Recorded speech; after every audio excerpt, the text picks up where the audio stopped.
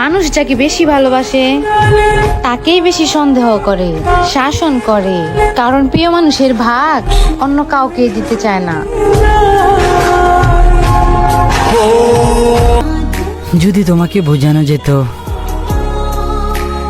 যে আমার এই জীবনে তোমাকে পাওয়ার ইচ্ছা কতখানি, তাহলে তুমি হয়তো নিজেই নিজেকে আমার কাছে দান করে দিতে। তুমি না বললেও আমি বুঝি আমার সাথে তোমার কথা বলতে ইচ্ছে করে না। আমি খুব বেহায়া, তাই না? সব জেনেও তোমাকে বিরক্ত করি।